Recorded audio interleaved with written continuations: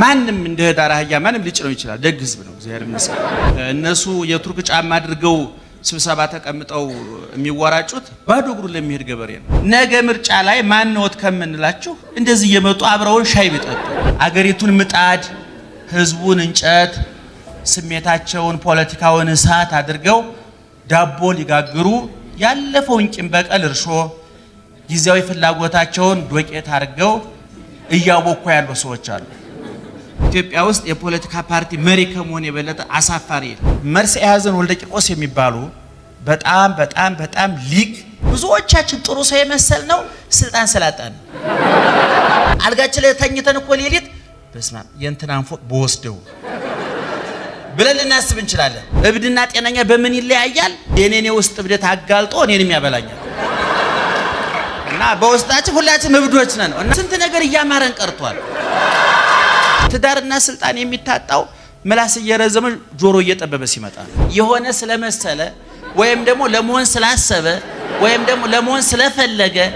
ለመሆን ስለተመኘ ሊሆን አይችልም ብዬ ነው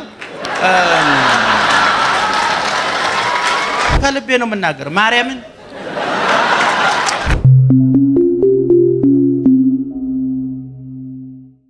ኢትዮጵያ ህዝብ ለስላሳ ህዝብ ነው ደግ ህዝብ ነው የዋህ ህዝብ ነው ማንም እንደ ዳር አህያ ማንም ሊጭነው ይችላል ደግ ህዝብ ነው እግዚአብሔር ይመስገን የዳር አህያ ገበሬዎች የዳር አህያ ታውቃላችሁ አታውቁም ላብራራውና እቤታችሁን ታላምጡት ነው በገጠር ያደግን ሰዎች የጭነት መሳሪያችን አህያ ነው ታውቃላችሁ በእውነት የፖለቲካ ፓርቲዎቻችን አዲስ አበባ ቁጭ ብለው ውስኪ እየጠጡ የሚደራደሩት በአህያ ለሚጭን ገበሬ እነሱ የቱርክ ጫማ አድርገው ስብሰባ ተቀምጠው የሚወራጩት ባዶ እግሩ ለሚሄድ ገበሬ ነው ኢትዮጵያ ውስጥ የፖለቲካ ፓርቲ መሪ ከመሆን የበለጠ አሳፋሪ በእውነት በጣም ጀግና ህዝብ ነው የኢትዮጵያ ህዝብ እየራበው ሁሉ ይስቃል እየጠበቀ ይስቃል እየተበደለ ይስቃልና የዳር አህያ ላብራራና ወደ ሐሳቤ ልግባ በገጠር ለጭነት የሚያገለግለው አህያ ነውና ህዳር ማለት ታህሳስ ማለት በገጠር ያዝመራ ወቅት ነው እና በዛ ወቅት እኔ አህያ ቢኖረኝ ወይም እሱ አህያ ቢኖረው በሌላ ቀን እባከና አህያህን አወሰኝ ይባላል በህዳር ግን ማይበረሰቡ ተስማምቶ ያገኘው ሰው መጫን ይችላል ለምሳሌ ያስቀድሜ ካገኘው የተወሰርከው ማለታች በህዳር ማይበረሰቡ ያልተጻፈ ህግ አለው ማለት በሚያዝያ አልችልም በሐምሌ አልችልም እኔ በእውነት ህዝባችን ይሄ ቅዱስ ህዝብ ይሄ ዋህ ህዝብ እንደ ህዳር እንደው አህያ ማለት ከብደኝ ልበለው እንደ ህዳር አህያ ማንም አይጫነን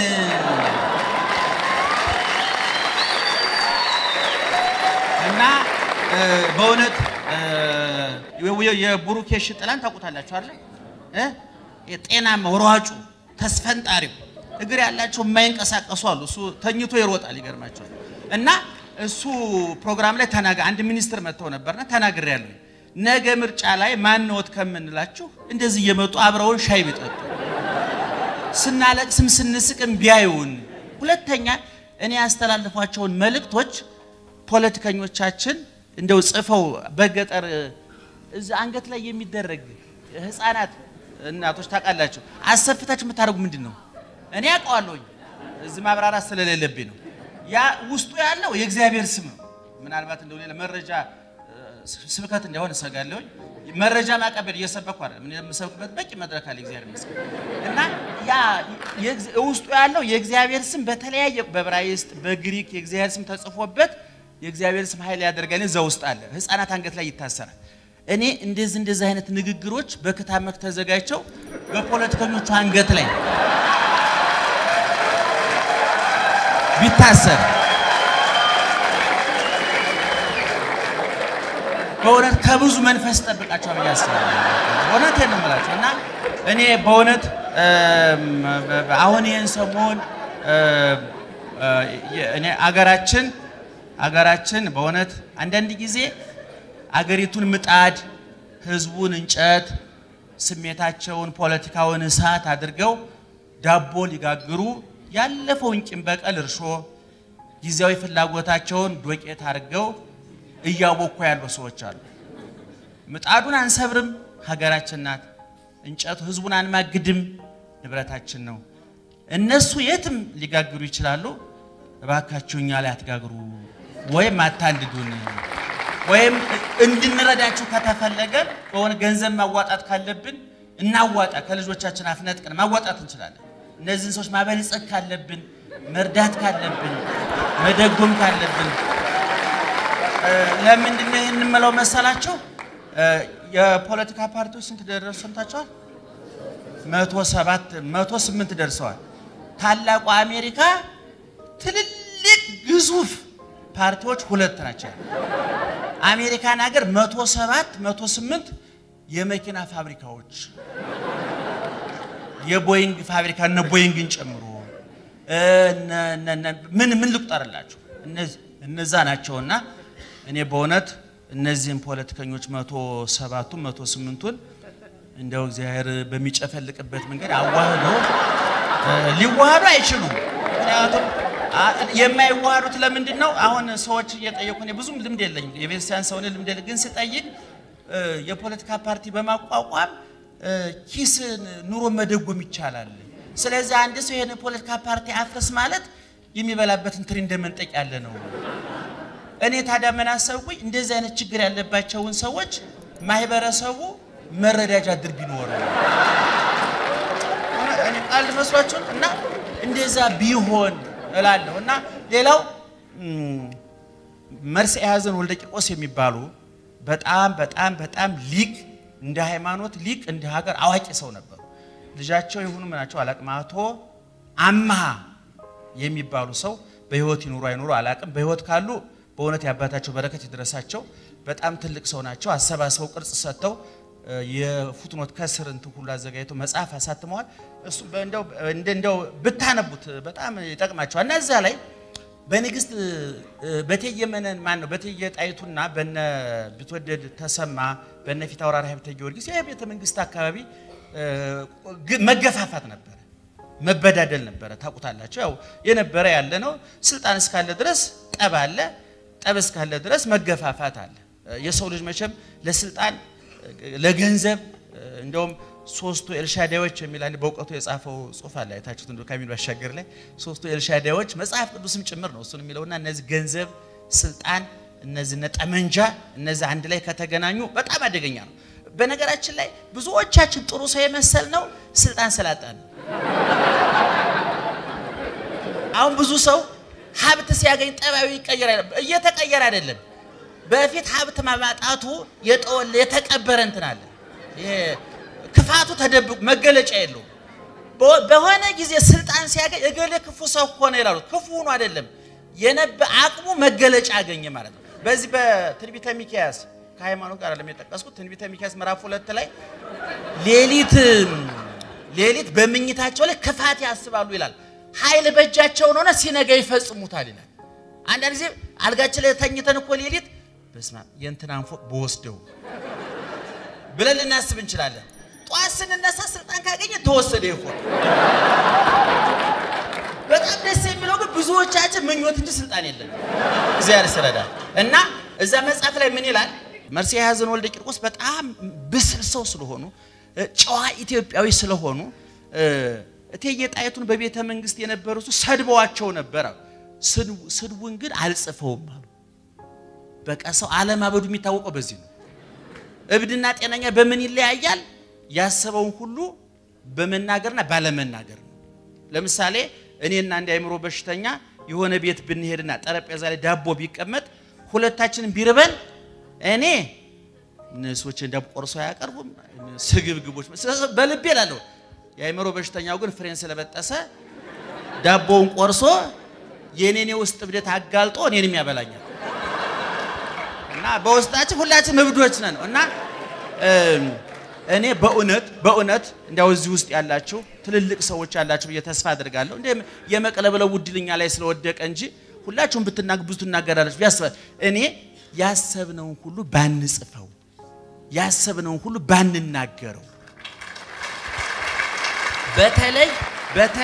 በተለይ ኤፍኤሞች ውስጥ የምትሰሩ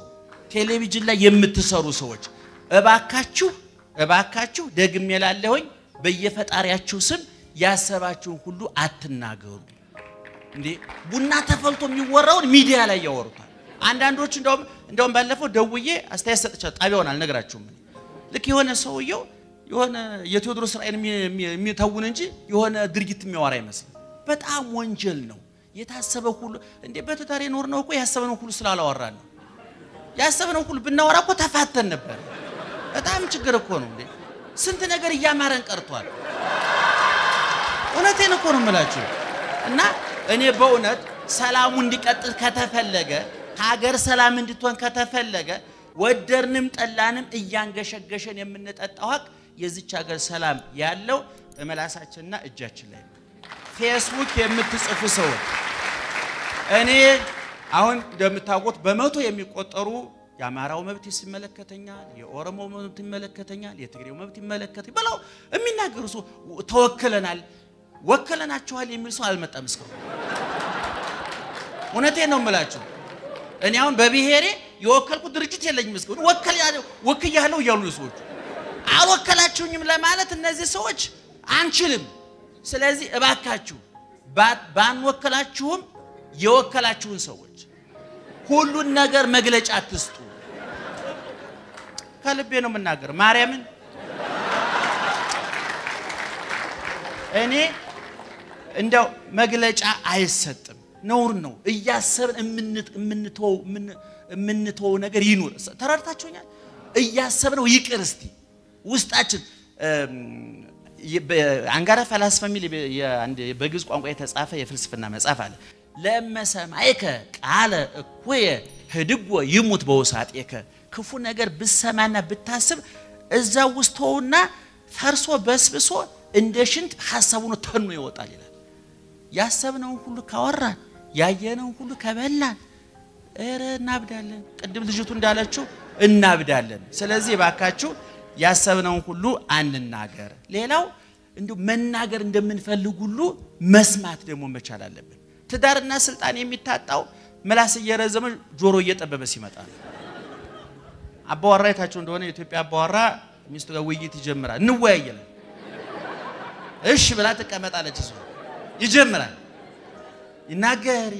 ይናገርና በቃ ጨርሻለሁ ደህና ወይ በእውነት በ21ኛው መቶ ክፍለ ዘመን እንዲህ ያለ አባወራ አያዋጣም ለትዳር አሁን በቃ ጨርሻለሁ ብሎ መውጣቱ አይደለም ችግሩ የዛሬ 30 ዓመት የክብሬና የኔ እናት ቢሆኑ ልክ ነው ጨርሰሃል በቃ ደህናዋል የኔ ጌታ በሰላም ግባልኝ ያሁን ሴቶች አይሉ ስለዚህ ዘመኑ ዲሞክራሲያዊ ስለሆነ ወይም ደግሞ የሆነ ስለመሰለ ወይም ደግሞ ለመሆን ስላሰበ ወይም ደግሞ ለመሆን ስለፈለገ ለመሆን ስለተመኘ ይሆን አይችልም ብዬ ነው